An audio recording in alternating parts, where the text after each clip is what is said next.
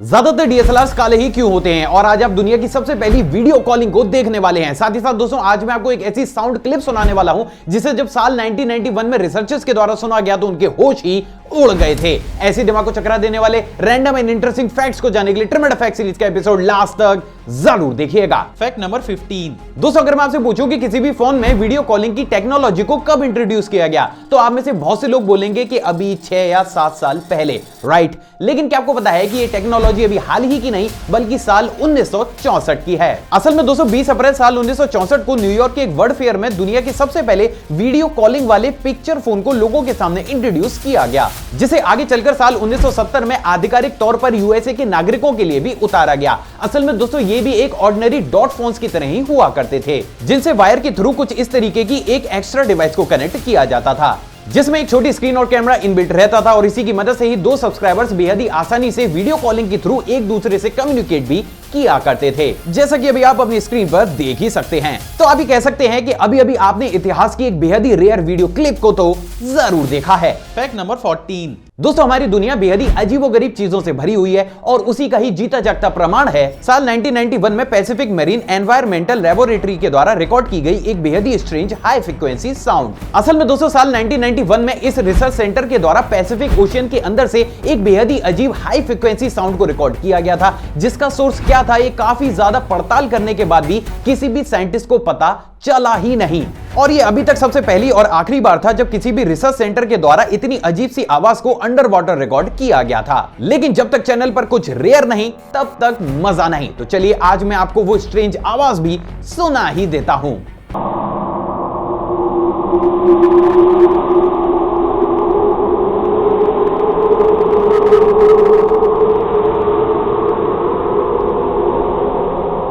Fact number 13। क्या आपको पता है कि ऑलमोस्ट सभी कंट्रीज में पाई जाने वाली गर्ल बर्ड को उसके बेहद ही स्ट्रेंज डांस के लिए जाना जाता है। असल में दोस्तों ये बर्ड घास के ऊपर बैठकर अपने पैरों की मदद से एक बेहद ही अलाइंड वे में एक डांस को परफॉर्म करती है, जिसकी वजह से ग्रास के सरफेस पर ठीक वैसा ही वाइब्रेशन पैदा होता है जैसा कि बारिश होते वक्त होता है, जिसके चलते हुए ग्रास में मौजूद छोटे छोटे अर्थ वॉर्म्स को ऐसा लगने लगता है कि मानो बाहर बारिश हो रही है और वो अपने आप ही घास से बाहर आ जाते हैं, जिसके चलते हुए ये बर्ड बेहद ही आसानी से उनका शिकार करके अपने पेट को भर लेती है। तो ये तो बात हो गई इस बर्ड की। अब बात करते हैं कुछ अमेजिंग चीज की। दोस्तों वेब की स्क्रीन पर आपको जो बर्ड डांस दिख रहा है उसको गर्ल बर्ड डांस के नाम से जाना जाता है, जिसमें आप बेहद ही साफ तौर से ये देख सकते हैं कि ये बर्ड कितने अमेजिंग और अलाइंड वे में अपने पैरों को मूव करके ग्रास में वाइब्रेशन को पैदा करती है। तो ये बर्ड और इसका ये डांस अपने आप में लाजवाब जरूर है। Fact number 12। दोस्तों हमने प्रेजेंट डेट में बहुत सी कार्स को जमीन के साथ साथ पानी में भी चलता हुआ तो जरूर देखा होगा और ये चीज हमें काफी ज्यादा फैसिनेटिंग भी लगती है, क्योंकि जब फ्यूचर में इन तरीके की कार्स को और अच्छी तरीके से डेवलप किया जाएगा तो ये ट्रांसपोर्टेशन का एक बेहद ही अच्छा विकल्प भी साबित जरूर होंगी। बट वेट, क्या ये वास्तव में फ्यूचर की टेक्नोलॉजी है? Honestly, I don't think so। असल में दोस्तों बहुत ही कम लोगों को ये मालूम होगा, लेकिन साल 1961 से लेकर साल 1968 के बीच क्वांटिट ग्रुप के द्वारा दो ऐसी कार्स को बनाकर तैयार किया गया था जो जमीन पर चलने के साथ साथ आपकी पूरी ही फैमिली को बैठाकर कुछ इस तरीके से पानी के ऊपर भी चल सकती थी। और बाद में इसी टेक्नोलॉजी के प्रिंसिपल्स को एडॉप्ट करके प्रेजेंट डेट में इसे फ्यूचर की टेक्नोलॉजी बताकर दोबारा से इन व्हीकल्स को मार्केट में उतारा जा रहा है। सो फाइनली अब आप इस टेक्नोलॉजी की असली हकीकत भी जानते हैं। Fact number 11। दोस्तों पिछले दिनों इंस्टाग्राम पर एक व्यूअर के द्वारा मेरे को एक वीडियो क्लिप भेजी गई, जिसमें जैसे ही एक एग को जेंटल फ्लेम के ऊपर रखकर कुछ इस तरीके से उसके आउटर शेल को ब्लैक करके उसे पानी के अंदर डाला जाता है तो वो कुछ इस तरीके से सिल्वर कलर में कन्वर्ट हो जाता है। लेकिन आखिर ऐसा कैसे हो सकता है? असल में दोस्तों ये कुछ और नहीं बल्कि सिर्फ और सिर्फ एक इल्यूजन है। लेकिन आखिर ये इल्यूजन क्रिएट कैसे होता है? असल में दोस्तों जब भी किसी भी एग को एक जेंटल फ्लेम के ऊपर रखा जाता है तो उसके आउटर शेल पर कार्बन की एक थिन लेयर क्रिएट हो जाती है, जिसे कि हम साधारण भाषा में कालिक या फिर सोट कहते हैं। अब दोस्तों यहाँ पर सबसे ज्यादा अमेजिंग बात यह है कि इस कालिक की एक यूनिक टेंडेंसी होती है जिसके चलते हुए ये पानी को अपने से दूर रिपेल करती है। अब जैसे ही इस एग को पानी के अंदर डाला जाता है तो ये अपनी टेंडेंसी के अनुसार अपने चारों ही तरफ से उस पानी को रिपेल करना शुरू कर देता है, जिसकी वजह से एग के चारों ही तरफ एक पतली एयर की लेयर क्रिएट होती है। अब जैसे ही एटमॉस्फेरिक लाइट उस पानी और एयर की थिन लेयर से टकराकर रिफ्लेक्ट करती है तो वो हमें कुछ इस तरीके से एक सिल्वर कलर की दिखने लगती है एंड एज अ रिजल्ट हमें पानी के अंदर तैरता हुआ एग बेहद ही जादुई वे में अपने कलर को चेंज करता हुआ दिखता है। सो फाइनली अब आप इसके पीछे की असली साइंस भी जानते हैं। Fact number 10। क्या आपको पता है कि ऑस्ट्रेलिया में मौजूद डोम्ड रॉक फॉर्मेशंस, जिनको कि ओल्गा या उलुरु के नाम से जाना जाता है, अपने कलर चेंजिंग फिनोमेना की वजह से काफी ज्यादा फेमस हैं। और ये वो कारण है जिसके चलते हुए इस प्लेस को ऑस्ट्रेलिया में एक बेहद ही इंपॉर्टेंट टूरिस्ट प्लेस भी माना जाता है। असल में दोस्तों इन रॉक्स में बहुत बड़ी तादाद में आयरन पाया जाता है, जिसके चलते हुए काफी लंबे समय तक हवा के साथ रिएक्ट करने के बाद ये आयरन कुछ इस तरीके से डेवलप हो गया है कि जब अर्ली मॉर्निंग इनके ऊपर सनलाइट पड़ती है तो ये बेहद ही शार्प रेड कलर में चमकने लगती है। साथ ही साथ दोपहर तक ये येलो कलर में कन्वर्ट हो जाती है। ठीक इसी प्रकार से शाम को ये पर्पल और रात में ऑलमोस्ट ब्लैक कलर में कन्वर्ट हो जाती है। और यही चीज इन रॉक्स को काफी ज्यादा अमेजिंग भी बनाती है। तो ये तो बात हो गई इन रॉक्स की। अब बात करते हैं एक बेहद ही एक्सक्लूसिव वीडियो क्लिप की। दोस्तों अभी आपकी स्क्रीन पर आपको उन्हीं रॉक्स के कलर चेंजिंग की एक एक्सक्लूसिव टाइम लैप्स वीडियो दिख रही है, जिसमें हम बेहद ही साफ तौर से ये देख सकते हैं कि दिन के अलग अलग समय पर ये रॉक्स कितने अमेजिंग और इंटरेस्टिंग वे में अपने कलर को चेंज करती हैं। तो आप ये कह सकते हैं कि आज आपने घर में बैठे बैठे ही ऑस्ट्रेलिया के एक बेहद ही फेमस टूरिस्ट प्लेस के दर्शन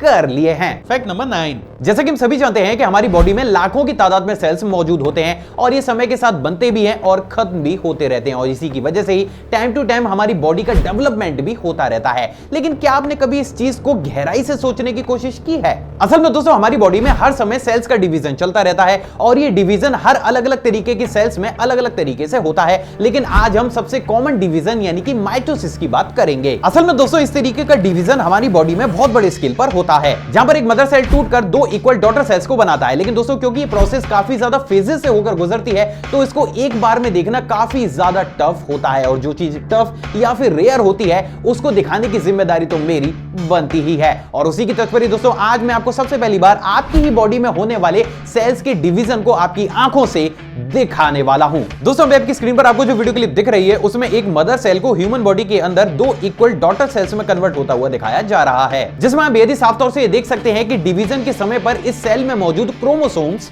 कुछ इस तरीके से अपने आप ही अलग अलग होकर सेम नंबर में डिवाइड हो जाते हैं। And I think science students ने इसे अपनी बुक में तो काफी बार पढ़ा होगा, लेकिन अपनी आंखों से इतनी डिटेल्ड वे में बेहद ही कम लोगों ने इस चीज को देखा होगा। Fact number 8। दोस्तों आप इस इमेज को देखिए और ये बताने की कोशिश कीजिए कि ये एनिमल एक पिग है या फिर शीप। हो गए ना कंफ्यूज? असल में दोस्तों ये है मेंगलित्सा पिग, जो कि सिर्फ हंगरी में ही पाया जाता है। असल में दोस्तों इस पिग को मिड 19th सेंचुरी में हंगरी में दो डोमेस्टिक पिग्स को उनकी क्रॉस ब्रीडिंग करके बनाया गया था। और उसी के बाद से ये पिग दुनिया का अभी तक का इकलौता ऐसा पिग है जिसकी बॉडी के ऊपर कुछ इस तरीके के कर्ली हेयर ग्रो करते हैं। अब दोस्तों यहाँ पर सबसे ज्यादा अमेजिंग बात यह है कि इस पिग के बालों का यूज भी एक शीप की बालों की तरह ही किया जाता है, यानी कि इस पिग के बालों से भी अलग अलग तरीके के क्लोथ्स या फिर ब्लैंकेट्स बनाई जाती हैं। और यही वो कारण है जिसके चलते हुए इस पिग को काफी ज्यादा रेयर और दुनिया की सबसे ज्यादा एक्सपेंसिव पिग ब्रीड्स में से भी एक ब्रीड माना जाता है। Strange but true. Fact number 7। क्या आपको बताया कि साल 1992 से फिनलैंड में वाइफ कैरिंग चैंपियनशिप को भी खेला जाता है, जिसमें एक मेल कॉम्पिटिटर को अपनी वाइफ को अपने शोल्डर पर कैरी करके ऑब्स्टिकल से भरे हुए ट्रैक को तेज स्पीड के साथ क्रॉस करना होता है। जो भी कॉम्पिटिटर सबसे कम समय में अपनी वाइफ को शोल्डर पर कैरी करके इस ट्रैक को कंप्लीट करता है उसे इस चैंपियनशिप का अल्टीमेट विनर भी माना जाता है। एंड एज अ प्राइज उसको उसकी वाइफ की वेट के अनुसार बियर दी जाती है। अब आप इस वीडियो को पॉज करके कमेंट करके जरूर बताइएगा कि अगर इस गेम को इंडिया में लाया जाए तो यहां पर उसका क्या अंजाम होगा। Fact number 6। क्या आपको बताया कि ब्रिटेन की रानी एलिजाबेथ सेकंड साल 1956 तक पाकिस्तान की भी रानी रही थी, जबकि साल 1947 में भारत और पाकिस्तान पूरी तरीके से स्वतंत्र हो चुके थे। तो फिर आखिर ऐसा क्यों हुआ था? असल में दोस्तों 15 अगस्त साल 1947 को हमारा देश आजाद तो हुआ था, लेकिन उस समय तक ना ही भारत और ना ही पाकिस्तान की कॉन्स्टिट्यूशन को बनाकर तैयार किया गया था। और यही वो कारण था जिसके चलते हुए 26 जनवरी साल 1950 तक, जब तक कि भारत के कॉन्स्टिट्यूशन को बनाकर तैयार नहीं किया गया था, तब तक भारत भी ब्रिटेन का अधिराज्य यानी कि डोमिनियन बना रहा। अब दोस्तों यहाँ पर सबसे ज्यादा अमेजिंग बात यह थी कि जैसे ही भारत के कॉन्स्टिट्यूशन को बनाकर तैयार किया गया उसके बाद से ही भारत ब्रिटेन का अधिराज्य नहीं रहा और हमारा देश एक पूर्ण स्वतंत्र देश के तर्ज पर दुनिया के सामने उभरा। लेकिन दोस्तों बात अगर पाकिस्तान की जाए तो पाकिस्तान ने 23 मार्च साल 1956 को रिपब्लिकन कॉन्स्टिट्यूशन को एडॉप्ट किया, जिसके चलते हुए साल 1956 तक भी पाकिस्तान ब्रिटेन का अधिराज्य बना रहा। और यही वो कारण था कि क्वीन एलिजाबेथ सेकंड जब 6 फरवरी साल 1952 में ब्रिटेन की गद्दी पर बैठी तो वो ब्रिटेन के साथ साथ साल 1956 तक पाकिस्तान की भी रानी बनी रही। क्या इस फैक्ट से पहले आप इतिहास की इस अमेजिंग घटना के बारे में जानते थे? कमेंट करके जरूर बताइएगा। Fact number 5।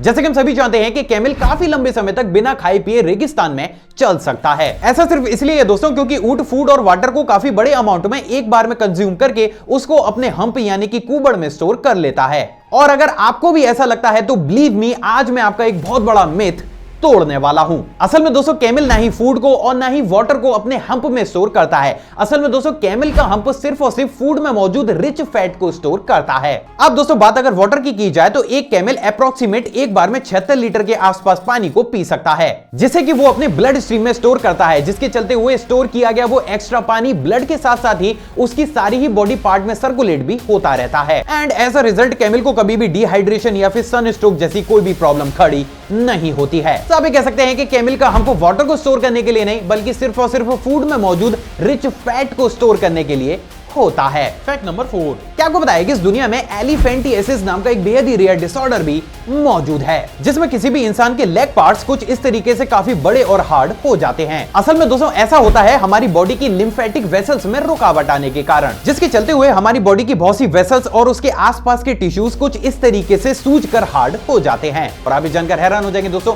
कि इस डिसीज को दुनिया की सबसे ज्यादा रेयरेस्ट डिसीज में से भी एक डिसीज माना जाता है, जिसका कि मेडिकल साइंस पर अभी तक कोई भी इलाज मौजूद नहीं है। फैक्ट नंबर 3, इस दुनिया में बहुत सी ऐसी प्रथाएं मौजूद हैं जिन पर बिलीव करना लगभग इम्पॉसिबल होता है, और उन्हीं प्रथाओं में से एक प्रथा मौजूद है बांग्लादेश की मंडी ट्राइब में। असल में दोस्तों इस ट्राइब की एक प्रथा के अनुसार इस ट्राइब में जन्मी सभी लड़कियों को फोर्सफुली अपने फादर से ही शादी करनी पड़ती है। अब अगर वो लड़की ट्राइब के किसी दूसरे लड़के के साथ शादी करना चाहती है तो उसे तब तक वेट करना होगा जब तक कि उसके फादर इस दुनिया में मौजूद हैं। अब दोस्तों अगर उस कंडीशन में उस लड़की का अपने फादर से कोई भी बेबी पैदा होता है तो उस कंडीशन में जब फादर के देहांत के बाद वो लड़की ट्राइब के किसी दूसरे लड़के के साथ शादी करेगी तो उस लड़के को लड़की के साथ साथ उसके बेबी को भी एक्सेप्ट करना पड़ेगा। और इसी तरीके से इस ट्राइब की पॉपुलेशन भी आगे बढ़ती जाती है। और ये दुनिया की सबसे ज्यादा अजीबोगरीब प्रथाओं में से भी एक प्रथा है जहां पर एक लड़की को अपने ही फादर के साथ शादी करनी पड़ती है, जो कि ऑनेस्टली काफी ज्यादा गलत है। फैक्ट नंबर 2, दोस्तों वाला फैक्ट करंट अफेयर की टच पर है। क्या आपको पता है कि अभी हाल ही में यूपी की अभिजीता गुप्ता का नाम दुनिया की सबसे कम उम्र यानी कि सिर्फ 7 साल की राइटर होने पर इंटरनेशनल बुक ऑफ रिकॉर्ड में दर्ज किया गया है।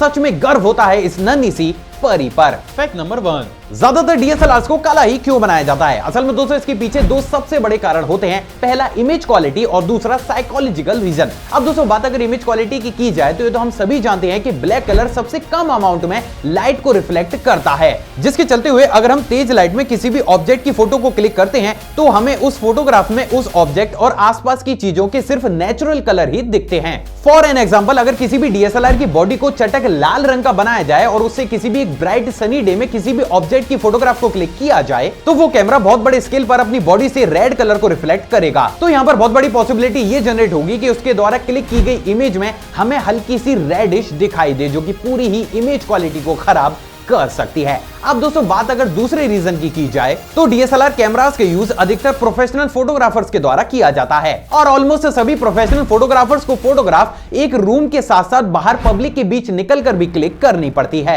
अब अगर उस कंडीशन में किसी भी डीएसएलआर को किसी भी डार्क या फिर आंखों के चुभने वाले कलर का बनाया जाएगा तो आसपास के लोगों का ध्यान अपने आप ही उस फोटोग्राफर के ऊपर चला जाएगा, जिसकी वजह से वो फोटोग्राफर फोटो को क्लिक करने में काफी ज्यादा अनकंफर्टेबल हो जाएगा। और यही चीज हमें काफी बड़े स्केल पर किसी भी वेब सीरीज या फिर मूवीज की शूटिंग में भी देखने को मिलती है, जहां पर उन सभी प्रोजेक्ट्स को भी एक ब्लैक कैमरा का यूज करते हुए ही रिकॉर्ड किया जाता है, ताकि जब भी कोई भी एक्टर उसके सामने खड़ा होकर किसी भी एक्ट को परफॉर्म करे तो उसका ध्यान सिर्फ और सिर्फ अपने एक्शंस पर हो, ना कि किसी भी कैमरा के ऊपर। सो फाइनली अब आप ये भी जानते हैं कि अधिकतर डीएसएलआर्स को काला ही क्यों बनाया जाता है। आई होप दोस्तों आज की वीडियो आपको नॉलेजेबल लगी होगी। अगर आपको वीडियो पसंद आए तो इस वीडियो को दिल खोलकर लाइक, शेयर और कमेंट जरूर कीजिएगा। आप चाहें तो मुझे इंस्टाग्राम पर भी फॉलो कर सकते हैं, वहां भी मैं शॉर्ट फैक्ट्स और बैक स्टेज मोमेंट्स को टाइम टू टाइम शेयर करता रहता हूं, जिसका लिंक आपको स्क्रीन पर या फिर डिस्क्रिप्शन बॉक्स में मिल जाएगा। एक और फ्रेश कमाल वीडियो में आपसे दोबारा मुलाकात होगी दोस्तों। जय हिंद।